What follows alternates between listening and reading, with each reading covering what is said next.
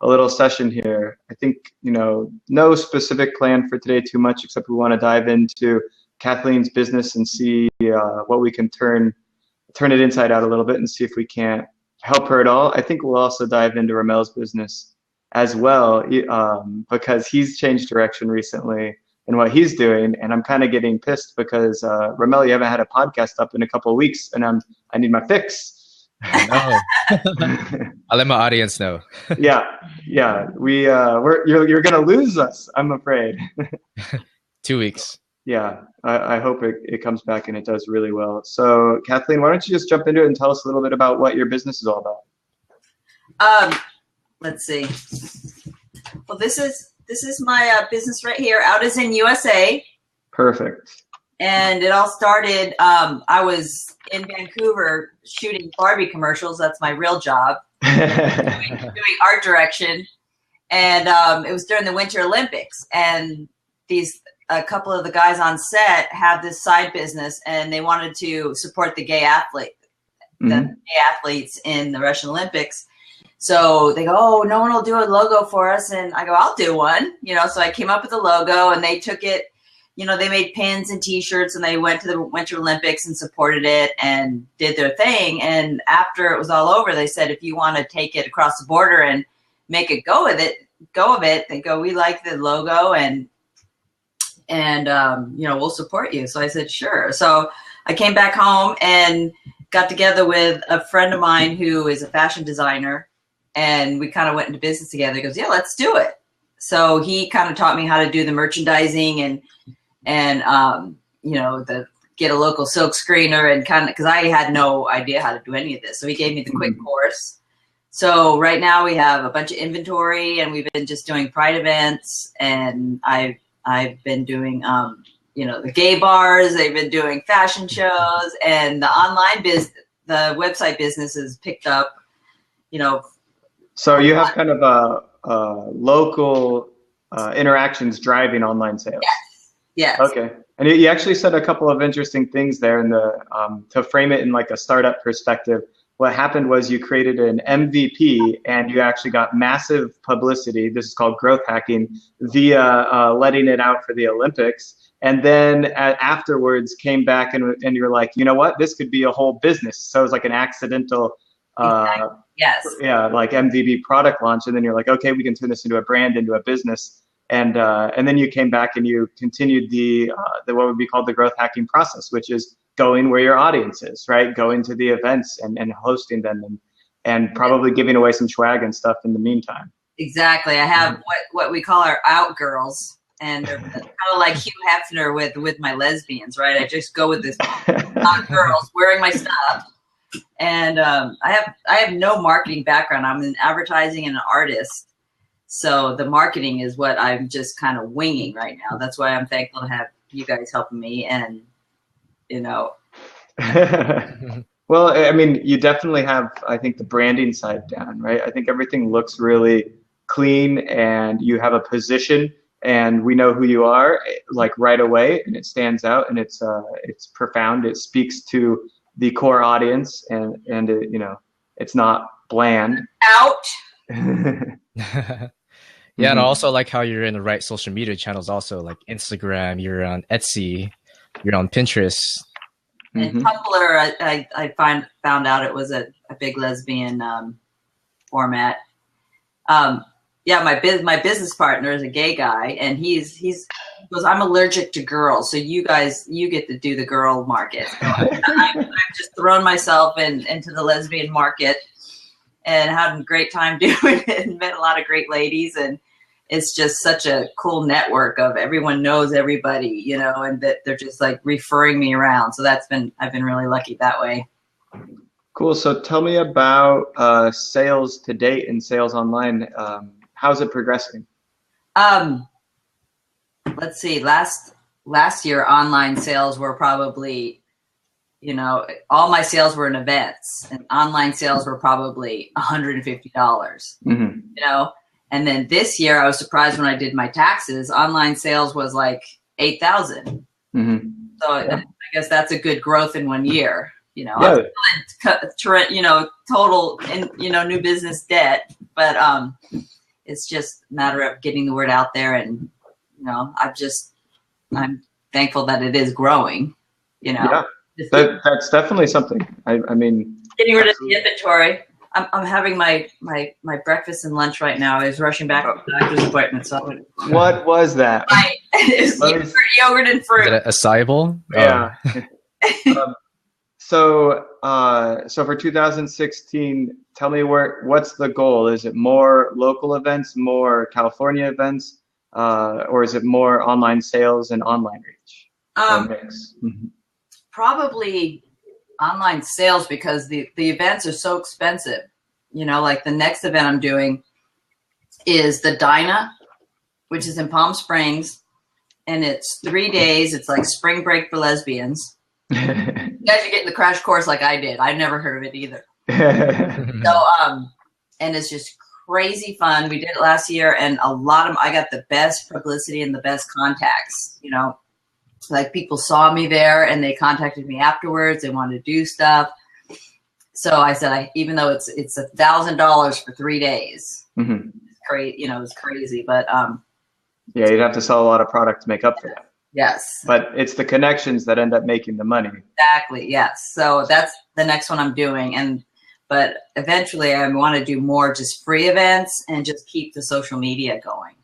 I gotcha. So one thing really fast, I noticed that your Instagram is like invite only. Is there a reason for that? Oh, no. See, I wasn't doing, a friend of mine was doing the Instagram, and then something happened with his logins and he hasn't been able to do it. So I was kind of trying to do it. So let me write that down. Definitely see if you can open that up. It helps and to get more exposure. Yeah, I mean, it'll grow the account massively. I think Instagram's a huge play for you. Any strongly branded clothing company or is going to stand out there, and it's going to get a lot of likes and shares and all that stuff. Well, shares on Instagram is a tricky thing, but it happens. I'm still wrestling with SEO because I can't afford to have some, you know, huge like a expert do it, because they're so expensive, and I'm trying to learn it on my own. But it's tomorrow I'm launching an intro to SEO course. So tomorrow you will have the answer. It's $10, and it's a lot of the basic stuff. But usually when people say they need SEO, they actually need like everything. And I think for you, the strongest play would be content marketing, just writing and talking about the events you've been going to. There's so much opportunity there, because I'm sure people would like to hear about the events, everyone that missed out on them. And those are great articles that can rank really well and then drive traffic back to the store. So the how-to I'm with Site Builder, and then I bought the iBook or whatever, and it just gives you step by step. But it's just, I don't want to do it. I want someone else to do it. You're the entrepreneur. You are. You're every hat, right, Rommel? Exactly. I just want to exactly superhero syndrome. Yeah. Right. Exactly. Yeah, it definitely never ends, and the idea is you figure out all the hats that you are wearing, and then the ones that you dislike the most or that you're the worst at, you make enough money, and you take all that money and you just pay someone to do that forever. And you're like, okay, that's gone, until you finally get all the way down. Like, that's how you grow a business, is just getting rid of hats. Like getting that CFO gone, you know, that CFO role. I hate that one. If it's marketing, if it's social media channels, if it's SEO, something like that. I think branding is staying with you for a long time, and the advertising and the branding is what it is. And product development, yeah. So I mean, in that sense, I think that you do have a good grasp on the marketing side of things. I think advertising and marketing are different, but there's a lot of similarities in how you need to be thinking about the customer coming to the site and understanding the brand and walking through the process, the customer journey of your business. So let me pull it back up really fast.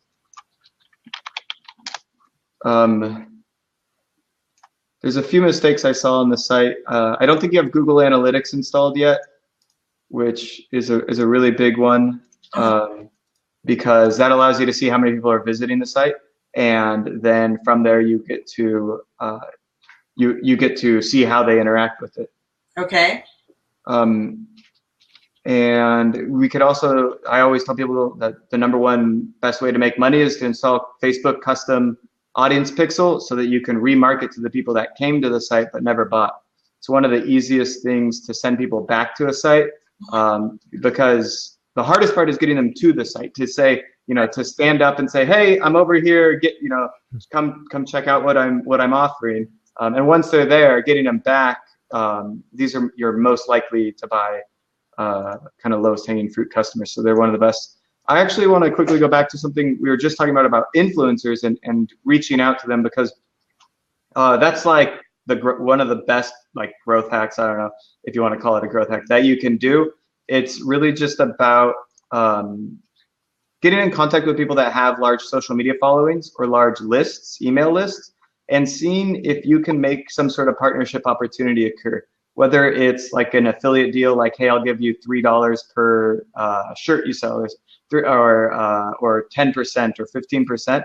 If their audience matches your ideal customer, then there's a room for collaboration, right? They can help their audience out by providing additional value to them, and you can get in contact with a lot of people for a relatively cheap price, or hopefully even free. And I think there'll be a lot of positive vibes within the community that'll allow you to just be like, oh, you have 5,000 followers on Instagram. Can you retweet on Instagram? Can you post like a picture like this and link it back to our account? That'd be so helpful to us. And people love to help out growing businesses. I mean, we've done it all the time from our accounts.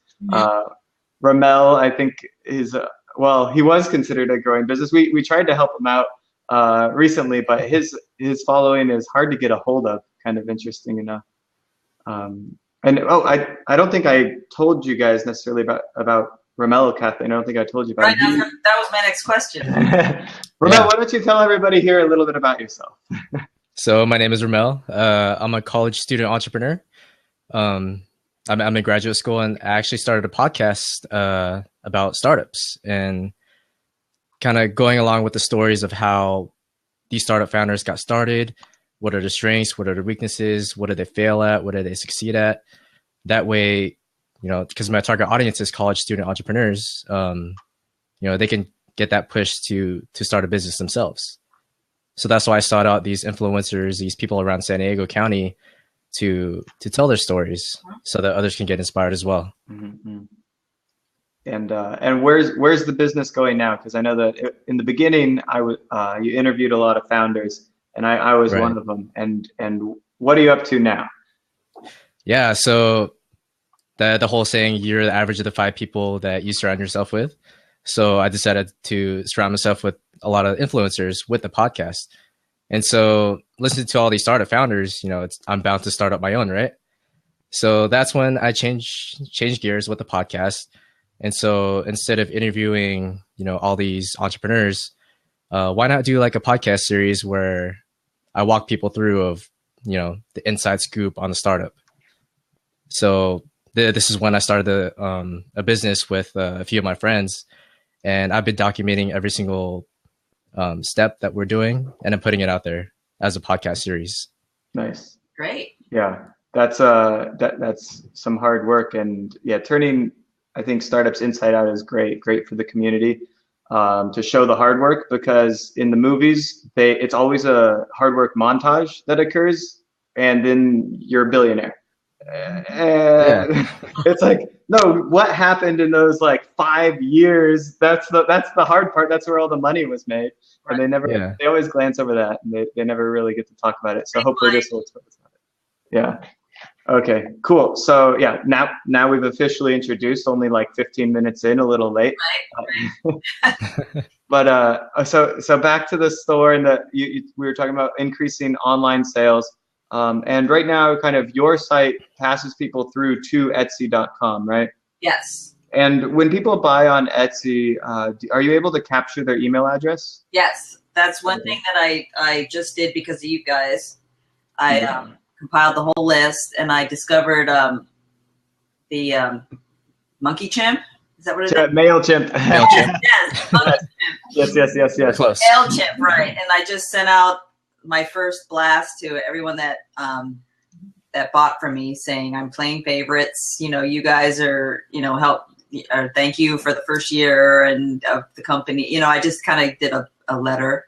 Love it. I should have sent it to you, Derrick, so you could check it out. And Yeah, definitely. You can throw me on the list. I'll take a look and give my feedback to you. That's awesome.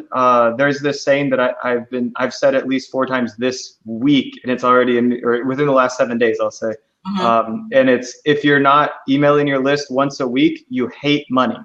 So, and I think that you fall into this. Anybody that's on that list, you should be trying to find a way to give them something else, something free that's super valuable. Sending them to your own blog post or someone else's blog post, or talking about an upcoming event.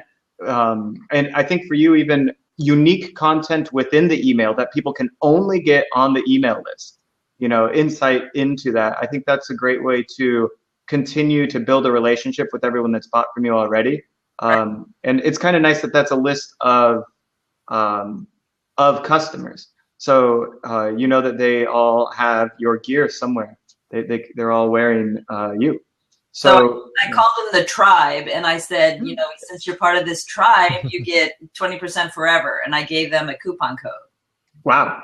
Very powerful. And then I said, you know,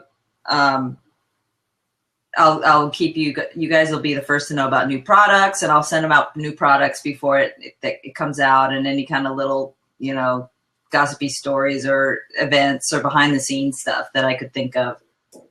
I love that. I think that's a great relationship builder. There's one more thing that needs to be added in there, but I'm kind of worried because you gave them the promo code, like the lifetime discount promo code. Because what you really want to do is you want to ask them, do you know anybody else that might want some of these clothes? Can you forward this email to a friend?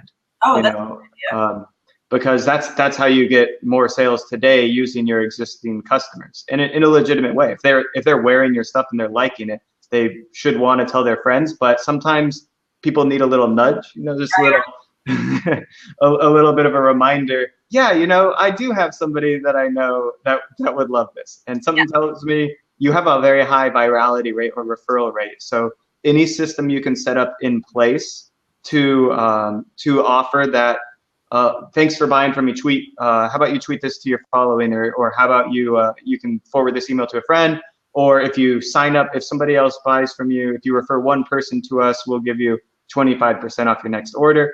Those kinds of things will be the churn the growth engine for you. Because like we said, getting someone to the site, getting someone to buy from you, one person to buy from you is hard. But if that person becomes your brand advocate, then every one person becomes 1.5 or you know, even hopefully 2. And if one person becomes 2, then your business grows without you having to do any work. I was surprised when I did my email list how many repeat customers I had. You know, there was quite a few. Perfect. Yeah, and those are the ones you really want to focus on.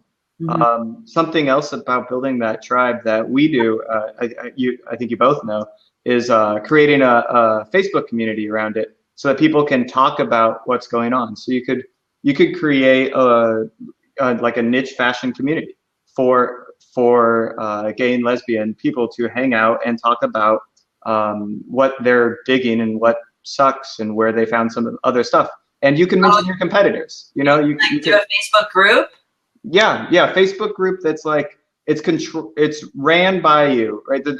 As the tribe leader, you're not going to be you don't have to be talking to people directly, and you don't have to be like, okay, everybody follow me, we're going to my site to buy my things. You just want to facilitate that connection between them and let them talk about that. You'll uncover some of your competitors and what they're doing, and if it's okay to drive traffic, you know, away from yourself sometimes, or let people talk a little off topic around you, because what you're going to get out of that is feedback on what you should make next, what you should do next, what events you should go to. You'll know right away.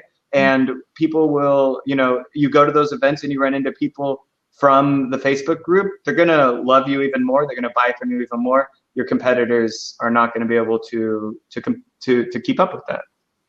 That's a good idea. I belong to a bunch of lesbian groups on Facebook, but I never dawned on me to create my own. So yeah, and it is kind of yeah, it feels, I think sometimes like you it's like, well, there's already so many in existence, should I create another one, right?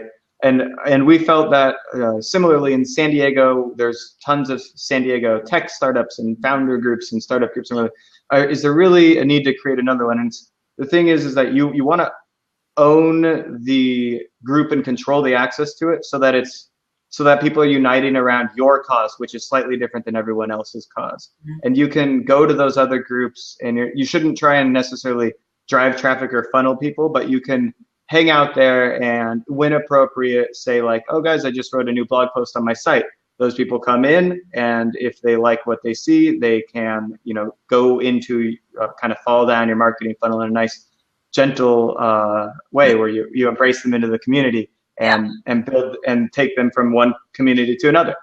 That's kind of what's going on online in a lot of parts, is we're all belonging to not just like one community. It's not like a social channel like Facebook, Twitter, Instagram, right? Where we've got social channels. It's like, well, now I've got sub communities like subreddit forums, and or some, like for me, like growthhackers.com or inbound.org. I have very specific communities that I belong to, and it's only going to get more and more granular as time goes on. People, you know, want to hang out with people that are doing exactly what they like, and hang out with brands. Nutrition Gone Wild is here. That's Kate. That's our friend Caitlin, one of our incubatees. Awesome. So looking at the site, it is a little bit unfortunate that you're using Etsy as a pass-through site. If business goes well, I would recommend finding a way to bring people back home to home base at your own website, integrating WooCommerce or Shopify or one of those. The Etsy store is fine. Etsy is like Amazon. Yeah. Right. It can run as a separate channel that you do business with on Etsy and people on Etsy. Now, how is your product made? Because I know that your margins are probably not terrific. Usually clothing has some of the worst. Oh, I was going to say the reason why I had my own shop on my .com, but again, I think it was an SEO problem. Nothing was going to the regular website, where Etsy has its own SEO all taken care of. So everyone found me on Etsy. Yeah, well, making your website pass through doesn't mean that you're sending anybody to Etsy from your site either. So your website's right now, it's ranked as a domain authority of 4, which basically means you just got off the ground with it. So there's a lot of things that need to happen before you can be ready to drive traffic to the site and expect conversions to take place there. So all that's going on right now is that Etsy has a great store. They've got people searching it, and those people are buying from you. And it's exactly the same as Amazon. If you were to sell a book on Amazon, you know, they are driving the traffic and they're getting the sale.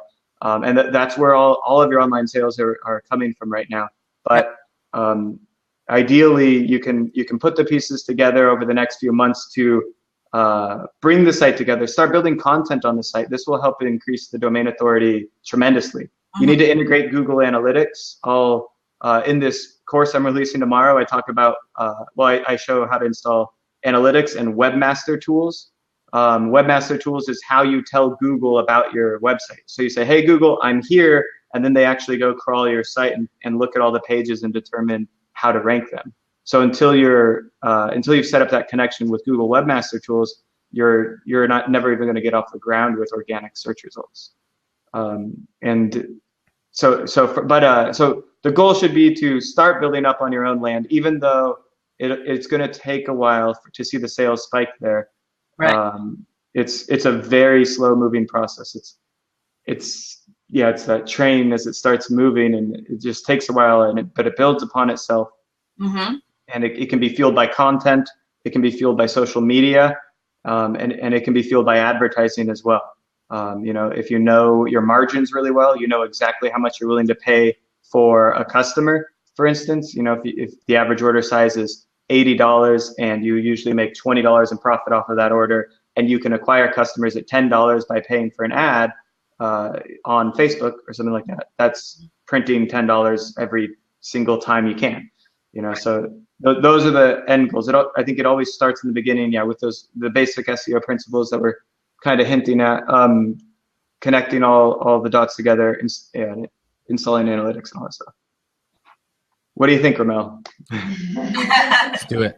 I'd actually like to know more about Knock Knock and your coming out stories and where you are with that. Yeah, again, I have one posted, and I have two still in editing that I've just been too busy to finish. Again, with all my hats, and I have a line of people saying they want to do it. So I think I'm going to have to try to find like an intern or somebody to help, you know, get those, because I know I want to get those on YouTube. And we shot a behind the scenes while we were doing a photo shoot at a laundromat. Mm-hmm. With all the girls in their underwear, you know, we just took over this laundromat. And my brother's a documentary filmer, so he was in town for Thanksgiving, so he was there, so he filmed it, and so that's in editing. So it's just so time consuming with the editing part of it, you know, mm-hmm. when I'm busy doing all this other stuff. So yeah, again, I know I need to do that for the YouTube and put that on the site, and because the behind the scene videos are great and hilarious once we get them together, you know. I think that can be blog content, right? We don't, it doesn't necessarily, it can be a category of the blog. It doesn't have to be a standalone thing, for instance. So it can be, if we're looking at a header, it can be blog, and then below is knock knock, like that, instead of it being one of the top bars, and then add some additional content to the video. So either like transcribe it or tell the story in a slightly different way, or give a background on the person, or tie it together. So it's a little bit tricky because I love the concept, but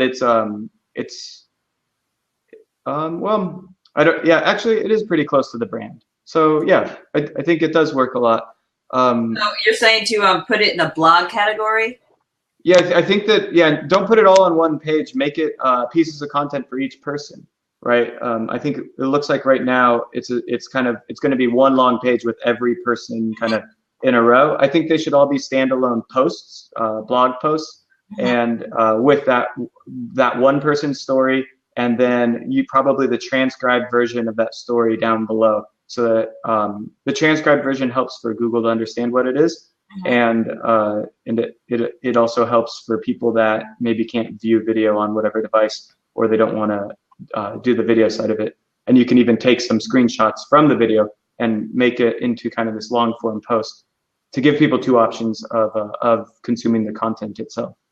So how about oh, go ahead. No, I guess I was going to ask about the blog. So instead of how I have it, like almost like a gallery, I should just have another page, blog page.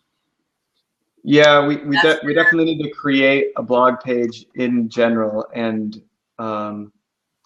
this site is built. It's called it's built in, what is it? Site. Azure Blob Storage. No, what is it? How did you build the site? It was on Site Builder. Site Builder. Okay. And I paid for them to put it in all the search engines. Is that Google and a lot? They probably didn't do much. They might have, maybe they just submitted it. All the search engines. I'd be interested in seeing what that is. Maybe they submitted it to all of the local listing directories or something like that, or maybe they just got. Oh yeah, I know what they did. They created an XML sitemap, and then they submitted it to Bing, Yahoo, and Google. Yeah, that's not worth $90, but it's important. It was $49, which is cheaper than the other people. But yeah, see, that's the part that I don't know anything about that I need to. Yeah. Follow them and find out what they did. That's actually the next thing I'm doing after launching this course tomorrow. I'm immediately going to create a free course on hosting and setting up a WordPress site. WordPress is just the bomb when it comes to kind of building out your own presence online. The SEO side of it is really simple. It's not very complicated to use. To design great pages, you usually do need like a web designer or developer, but the added value that comes alongside it and the scalability, like having, 15,000, 20,000 views on your site is definitely doable, and even beyond that with WordPress. And so I don't think that Site Builder is going to get you the scalability to where the current site as it is going to hit, is going to make more than $8,000, for instance, in 2016. So there's going to probably need to be a small amount of investment in learning WordPress and maybe paying somebody to get those to get like a couple of pages up, or maybe there's like a plugin or something, or a DIY way that you can do it. But that's the best platform. It's the best platform for blogging for sure. Those knock stories would go perfectly in your blog section, and from the content you'll be able to easily put in like what we have is like the sidebar lead magnet that reminds people, hey, they're on your site and maybe they would like to shop for some clothes while they're here.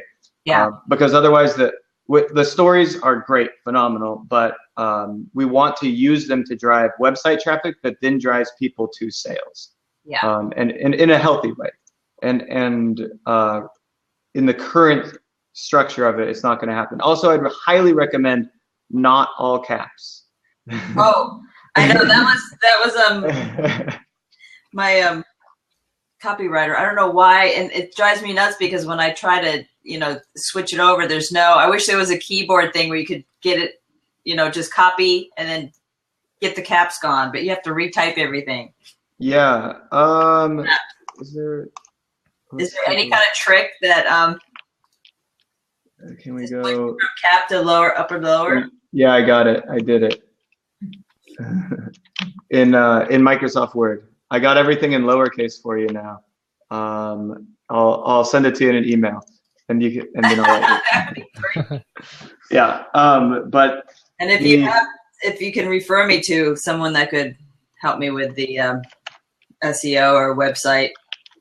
Yeah, definitely. I think the first step is to get your feet wet with learning it yourself. I know you're overwhelmed with things to do, but I think the most important thing is to have a grasp on these things. Even if you can hire somebody out long term, in order to oversee and manage them and understand what's going on your site, you need to have a grasp on what your analytics are going to look like, what blog posts are going to look like, and of course, we all have an idea of if we all had $1 million, or even if it was just $20,000 to build the perfect website, in your head, what would it look like, and how do I continuously work towards getting to that without spending, even $1,000. Yeah. Because the thing about a website that a lot of people think is that you build it and you're done, but it's like completely the opposite. It evolves almost every day. A website should change on almost a daily basis. A homepage could change every week to every month. The blog obviously should be updated once a week or more if possible. And new products will be coming out all the time. And rebranding might happen every 1 to 5 years for some companies. You might find a new font that works for you. And so it's constant change of small minor changes that you notice that build up over time to get you to your perfect site, to getting you closer every day.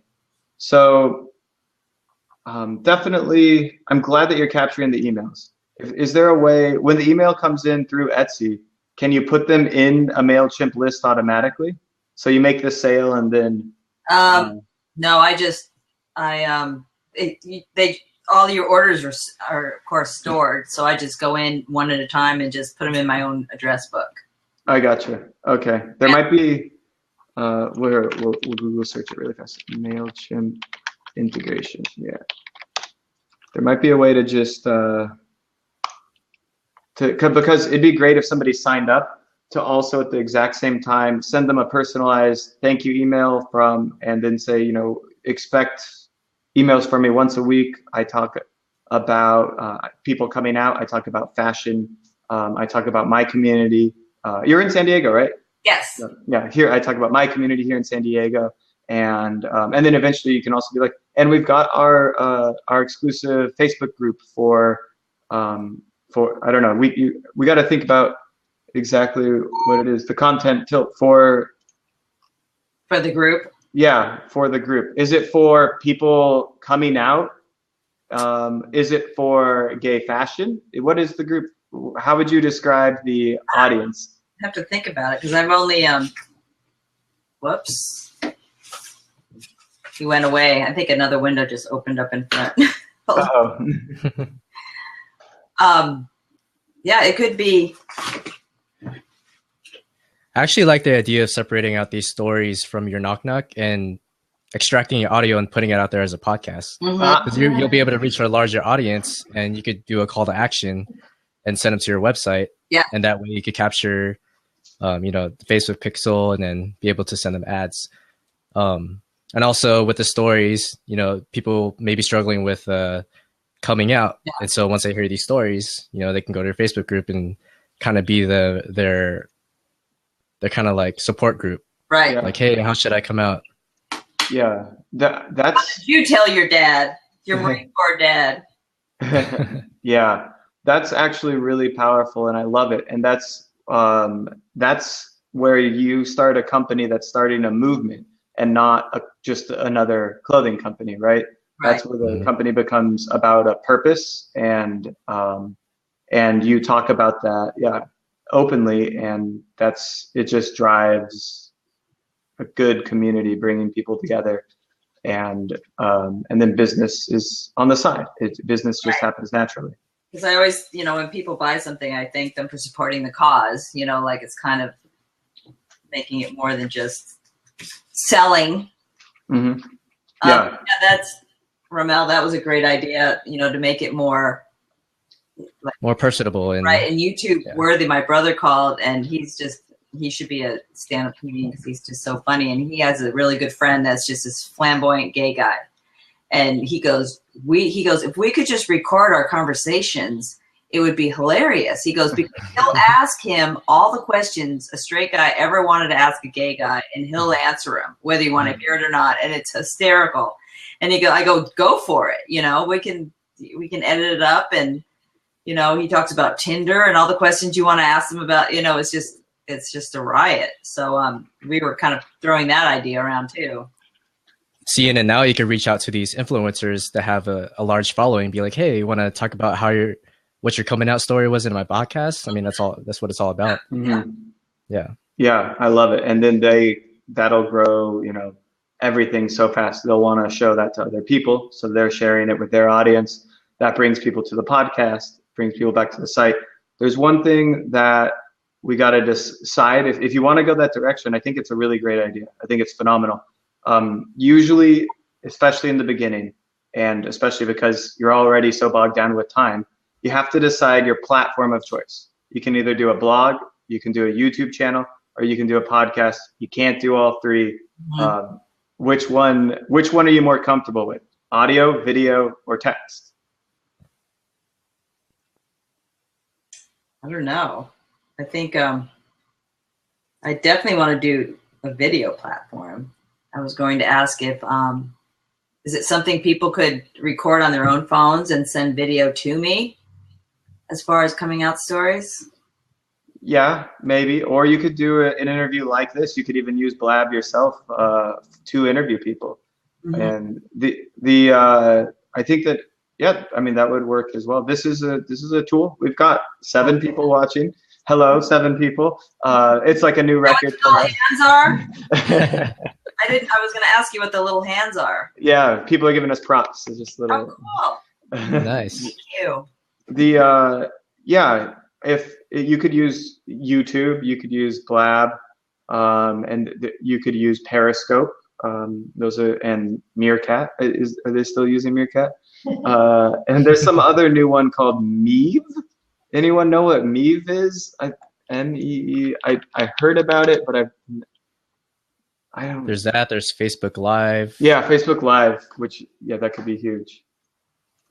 So I've actually seen a few podcasters. They do a Blab and they take the audio from that. They just extract it and put it out there as a podcast. Yeah, and I think that I'm seeing a couple of people do that, and it gets a little wonky cross-platform, because when you're in the blab, you might have a lot of people talking in chat, and then you'll respond and communicate with them, and then you're listening on a podcast, and it's like, what's going on? You know, it's a little bit of a distraction or different. So I don't know how great cross-platform is, as a ambulance comes by.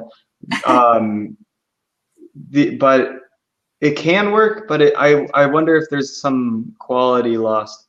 But I have seen the person with 2 selfie sticks meerkatting and periscoping at the same time, like this. Like Ty Lopez. Yeah, exactly.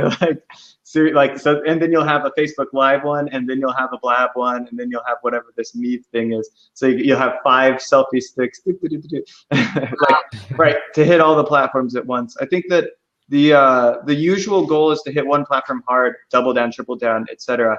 You know, like don't try and build out the largest Facebook following, the largest Instagram following, and the largest Twitter following at the same time.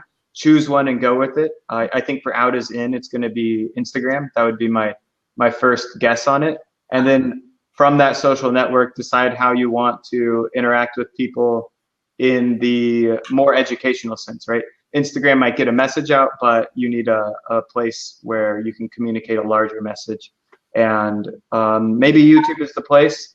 Maybe a YouTube video that is transcribed into a podcast can do it. You'd want to set up the system.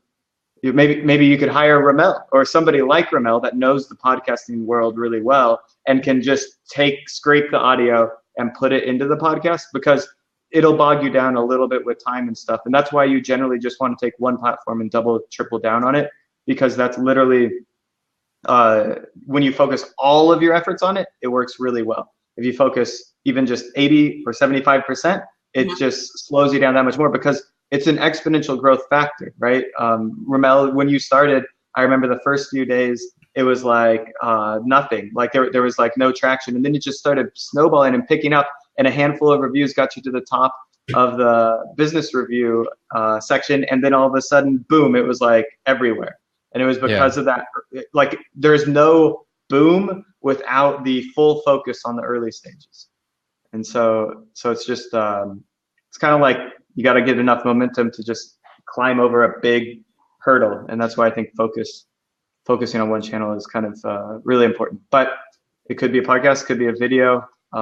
It's definitely something worth thinking about. Yeah. At the end of the day, you still have to have the website and a strategy for collecting emails. And that's the other thing I wanted to talk about. You right now only collect emails when somebody buys from you. And is it right? That's correct.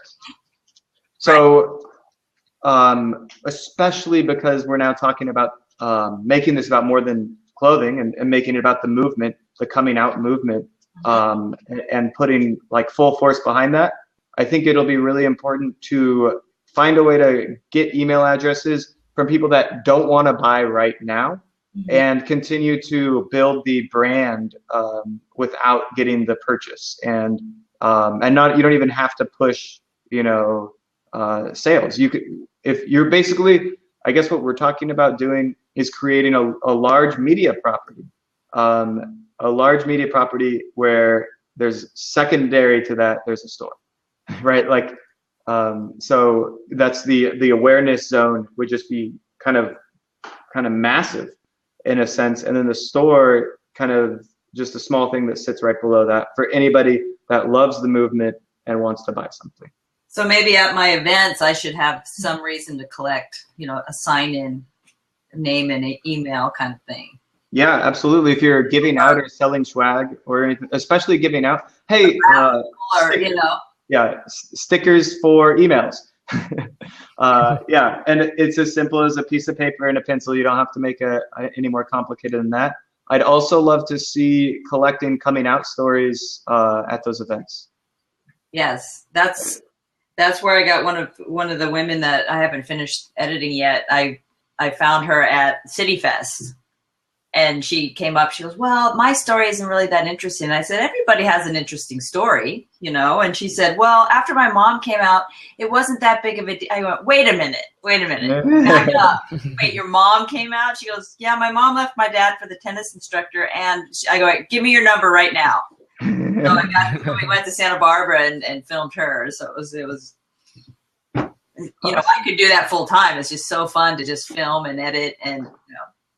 Well, if that's what you want to do full time, that's what you should do full time. Stay tuned. No, I got to do the designing too.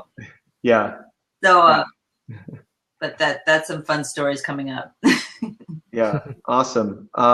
So let's close this out in the next couple of minutes here. But do you have any other questions for me while we're on this chat?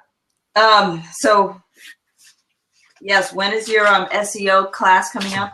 It's coming out tomorrow. Let me see. I think I have. I'll even link you to it. The page isn't going to work. You'll probably email me, right? Yeah, I can email it. And this is what, you know, because I've done the keywords, I've entered that, and so this is way beyond that, correct? As far as this is a very basic class. So if you can take a look at it and see if it's for you or not. If you understand keywords and keyword research, as well as title tags and meta descriptions, and then basic blog structuring, that it covers a lot of those things. It covers webmaster tools and submitting to your sitemap, and it covers a few WordPress plugins as well. So I'll email you. There's a long PDF that I got from Site Builder that seems like it's all that stuff. So I'll send it to you and see if it's might be something. Yep. Yeah, it might be very similar stuff. I made this course specifically for people that just built a website and need to know the very minimum basics. Here's the link to it. It's actually, I guess it's live right now. It's technically live right now, but we haven't announced it until, okay, we announced it. It's launched. There you go. But it's specifically to get you up to speed in an hour on some of the basic SEO stuff. We don't dive into too much of the technical side of it because it gets too complicated, and that's why it's only $10, right? Because like I didn't want to go. We're going to build a lot of courses. That's what our business has in store over the next few months, and we got to start at the beginning and work all the way to the end. And there's a lot of things. So we'll start with the intro to SEO, then we're doing the intro to blogging, then we're probably intro to social media, intro to online advertising, and intro to growth hacking, something like that. Then we go to the intermediate course, and then we go to the advanced. Okay. That way, because as you know, you've got so many hats to wear. You got to have a little understanding of everything first, and then decide which ones you're going to double down on and which ones you're going to outsource, or which ones are not going to be too crucial to your business. You know, right? You could take down the site and just focus on selling at events and stuff like that. I mean, I would never recommend that, but some people do, you know, open up a storefront, for instance, and do almost all their sales that way. And so there's a lot of directions that a lot of people choose, and generally the way that you go is the way that it's the combination of three things: what you want to do, what you're good at, and where people are. You know, what your audience wants, and at the intersection of that, that's where you end up going. Usually it's an online store because it's 2016, not 15. No, there's some local stores that I want to try to get into, and a friend of mine has business in Palm Springs, so she's taking some of my cool underwear to go show her boys out there. So yeah. We'll see what happens. Yeah, perfect. And I bet you can get into a lot of places, and it'll be good for the brand. But at the end of the day, when you sell at those places, you probably don't make all too much money. You have to front the product as well, right? Or will they pay for the product up front? Yeah, you sell it at wholesale price. Okay, yeah. So and then you don't get to capture the user data. The customer data is one of the most valuable assets of any business, especially businesses that are starting out. You know, getting that email address, also just getting their name, age, location, and what do they like, right? All you know right now is that they're gay. That's a start, but there's no other. You want to know like what music they listen to, what blogs they read, what conferences they attend, whatever. Yeah, and you know a lot of events that they're hanging out at. But there's a lot more to the type of person that you're looking for. Yeah. And figuring out and diving deep into that can help with some of the later stage stuff when you're ramping up for growth, when you want to run Facebook ads, when you want to start pumping a lot of money into advertising. Right. And stuff. And that's one thing that's good about Etsy is because I've been you can chat with all these people that ask you questions about Oh, sweet. Perfect. So and I always say, do you have any ideas? And they send me selfies of themselves with the pictures, and I've had the best time like chatting with some of the people and learning so much, you know. So even people that haven't bought things, you know, chat back and forth and ask questions. So that's another way to get, like, you have all this history of conversations, so I can get a hold of people that way.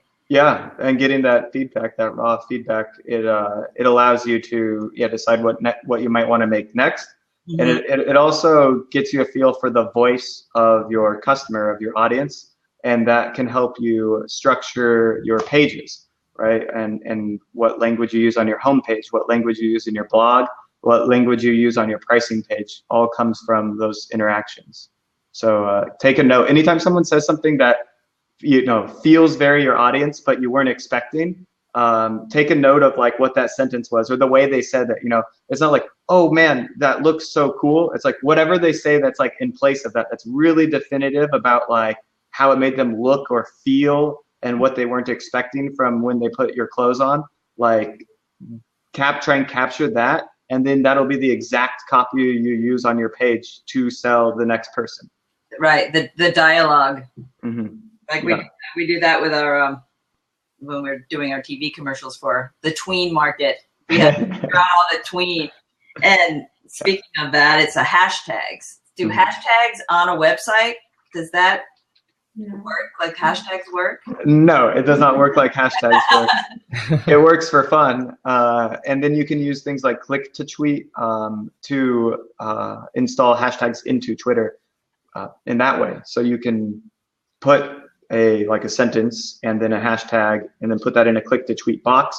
Then when somebody clicks that box, it'll automatically populate that tweet in Twitter, and then they just hit the send button and that tweet is out in the Twitterverse. They didn't have to type anything in themselves, and that hashtag will work appropriately.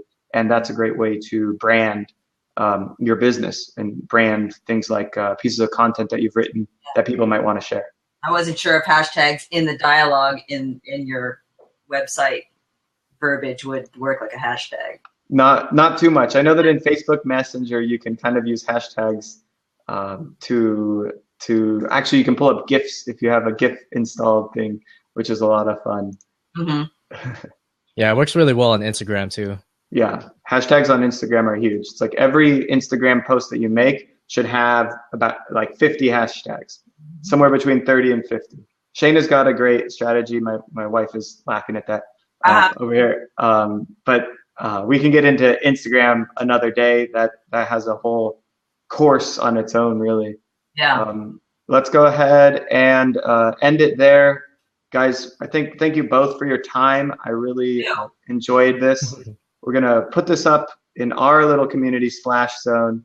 Shayna, do you want to link people to that? She has a bit.ly somewhere. If anybody here watching wants to join the Splash Zone community, where we try and connect, where we successfully connect entrepreneurs with mentors and advisors for free, and it's working pretty well, I'd say.